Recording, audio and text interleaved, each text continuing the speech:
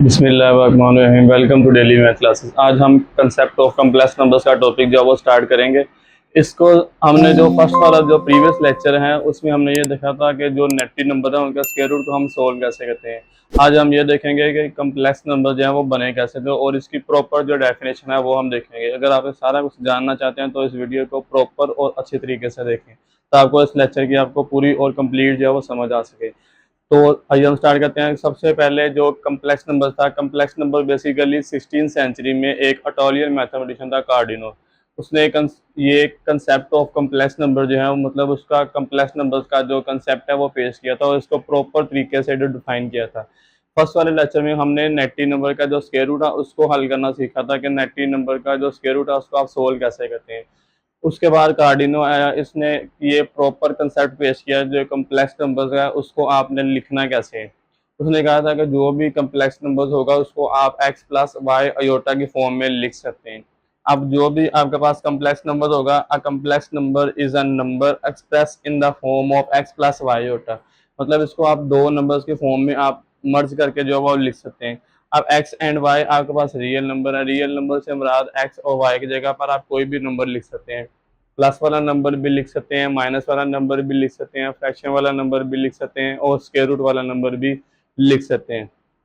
जो अयोटा होगा वो मैंने आपको फर्स्ट वाले लेक्चर्स में बताया था कि जो अयोटा वो आपके पास क्या होता है, द स्क्वायर रूट के अंदर -1 है वो आपके पास अयोटा के बराबर होता है।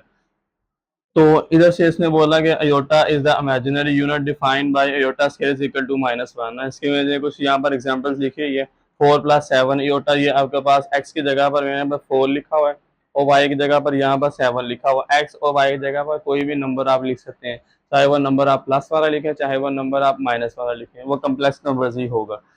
नेक्स्ट वाले एग्जांपल में मैंने x की जगह पर 3/2 लिखा, फ्रैक्शन वाला नंबर है। उसके बाद यहाँ -y की जगह पर 5/7 अयोटा लिखा, ये कम्प्लेक्स नंबर है। नेक्स्ट वाले एग्जांपल्स में मैंने यहाँ पर स्क्वायर रूट वाला केस लिखा। मैंने बोला इसमें आप हर तरह का नंबर आप लिख सकते हैं। x and y real number है, रियल नंबर मीन आप A to Z हर तरह का नंबर यहाँ पर आप लिख सकते हैं। x की जगह पर आपके पास 5 का स्क्वायर रूट और y की जगह पर आपके पास 2 का स्क्वायर रूट और ये अयोटा इसके साथ आएगा। ये आपके पास होगी कम्प्लेक्स नंबर्स। अब इसके बाद नेक्स्ट आपके पास कुछ की पॉइंट्स हैं जिनकी वजह से आपके जो एमसीक्यूज है वो क्लियर हो जाएंगे। अब इन की पॉइंट्स को हम डिस्कस करते हैं।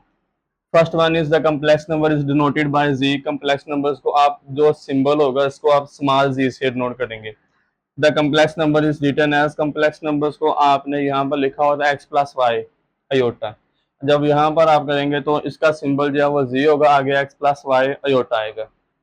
नेक्स्ट आपके पास क्या होगा, जो कम्प्लेक्स नंबर है उसके आपके पास दो पार्ट होते हैं। फर्स्ट वाला आपके पास रियल पार्ट होगा और सेकंड वाला आपके पास इमेजिनरी पार्ट होगा। रियल पार्ट आपके पास वो वाला पार्ट होगा जिसमें एक्स वाली जो वैल्यू होगी, मतलब जिसमें अयोटा नहीं आएगा, वो आपका रियल पार्ट होगा। और जो अयोटा के साथ वाली वैल्यू मतलब आपके पास जो वाई होगा उसको आप इमेजिनरी पार्ट कहेंगे। The real part sorry the complex numbers has two parts, real parts and imaginary parts. Real part of complex number is denoted by real R, ये से मुराद आपके पास इसके फर्स्ट वाले two spelling R E real वो आपने यहाँ पर लिखा, और जेड से मुराद आपके पास कम्प्लेक्स नंबर, मतलब आपने कम्प्लेक्स नंबर्स का जो रियल पार्ट है वो आपने यहाँ पर लिखना है। नेक्स्ट आपके पास क्या होगा, imaginary part of complex number is denoted bye I am. अब इमेजिनरी पार्ट के पहले दो स्पेलिंग आई एम लिखा और यहाँ पर आपके पास जी आएगा। नेक्स्ट एमसीक्यू था, अगर आपके पास x इज इक्वल टू 0, अगर x वाली वैल्यू को हम 0 कर देंगे then the complex number is said to be pure imaginary. x वाली वैल्यू 0 होगी तो बाकी का जो लिखा गया वो आपके पास प्योर इमेजिनरी होगा। फॉर एग्जांपल मैं यहाँ पर इसकी एग्जांपल लिखता हूँ, ये z is equal to 5 iota. अब ये मैंने लिखा इस वाले में आपके पास x वाली वैल्यू है ही नहीं, मतलब नंबर जो आपके पास नंबर होगा x वाली वैल्यू की जगह पर जो भी नंबर आएगा वो नहीं होगा। अगर वो नंबर नहीं आएगा तो ऐसे केस को आप प्योर इमेजिनरी नंबर कहेंगे। नेक्स्ट वाला आपके पास 7 वाला पॉइंट है, इफ y 0, अगर आप y 0 कर देते हैं मतलब अयोटा वाली वैल्यू इसमें नहीं होगी, then the complex number is pure real, तो आपका जो कम्प्लेक्स नंबर होगा वो प्योर रियल होगा। फॉर एग्जाम्पल मैं यहाँ पर करता हूँ z इज इक्वल टू 7 कर देता हूँ। अब यहाँ पर अयोटा वाली वैल्यू है ही नहीं है, अब इसमें अयोटा वाली वैल्यू नहीं है, मीन्स ये आपके पास प्योर रियल नंबर होगा। उसके बाद नेक्स्ट आपके पास है इक्वालिटी ऑफ कम्प्लेक्स नंबर्स, ये यहाँ पर कम्प्लेक्स नंबर बन गए थे। अब नेक्स्ट है जो है वो आपके पास इक्वालिटी ऑफ कम्प्लेक्स नंबर्स। दो इक्वालिटी मीन्स बराबर होगा, दो कम्प्लेक्स नंबर्स को आपने बराबर करना। ये आपका फर्स्ट वाला कम्प्लेक्स नंबर है, z1 is equal to x1 plus y1 iota, इसका रियल पार्ट और इसका इमेजिनरी पार्ट। ये सेकंड आपके पास कम्प्लेक्स नंबर्स है, इसका x2 plus y2 iota. Are set to be equal, दो कम्प्लेक्स नंबर्स को आप इक्वल कहेंगे अगर आपके पास जो फर्स्ट वाला कम्प्लेक्स नंबर है उसका रियल पार्ट और सेकंड वाला कम्प्लेक्स नंबर उसका रियल पार्ट आपस में इक्वल होंगे। Are set to be equal if and only if real part of इस फर्स्ट वाले का रियल पार्ट आपके पास x1 होगा, सेकंड वाले का रियल पार्ट आपके पास x2 होगा। इन दोनों के रियल पार्ट आपस में इक्वल होंगे। एंड उसके बाद इनके इमेजिनरी पार्ट जो होंगे यहाँ पर y1 और यहाँ पर y2, इसका इमेजिनरी पार्ट और इस वाले का सेकंड कम्प्लेक्स नंबर उसका इमेजिनरी पार्ट इक्वल होगा। जैसे यहाँ पर एग्जांपल है, इसको मैंने लिखा हुआ यहाँ से एमसीक्यूज के लिए आ सकती है।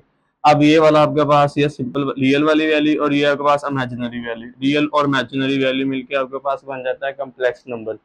यहाँ पर आपके पास रियल वैल्यू और ये इमेजिनरी वैल्यू, ये दोनों मिलके आपके पास बन जाएगा कम्प्लेक्स नंबर। दरमियान में इक्वल लगा हुआ, दरमियान में इक्वल है मतलब आपके पास ये जो है दो कम्प्लेक्स नंबर जो है वो इक्वल है। जब दो कम्प्लेक्स नंबर इक्वल होंगे तो आप इनमें से किसी भी वेरिएबल की वैल्यू जो है वो आप फाइंड कर सकते हैं।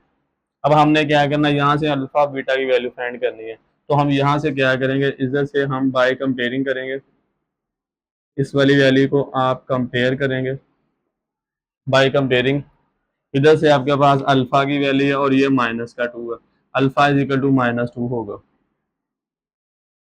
ये कर लिया आपने। उसके बाद रियल पार्ट को आपने रियल पार्ट से कंपेयर करना, इमेजिनरी पार्ट को आपने इमेजिनरी पार्ट से कंपेयर करना है। नेक्स्ट आपके पास यहाँ से बीटा इमेजिनरी पार्ट में यहाँ बीटा और यहाँ से 5, तो बीटा की वैल्यू आपके पास 5 आ जाएगी। उम्मीद है कि आपको इस लेक्चर की अच्छे से और बहुत ही आसानी से समझ आ गई होगी। अगर आपको हमारे लेक्चर की समझ आ गई है तो हमारे चैनल को सब्सक्राइब कीजिएगा और वीडियो को लाइक कीजिएगा और अपने दोस्तों के साथ शेयर कीजिएगा। मिलते हैं नेक्स्ट लेक्चर में, तब तक के लिए अल्लाह हाफिज़।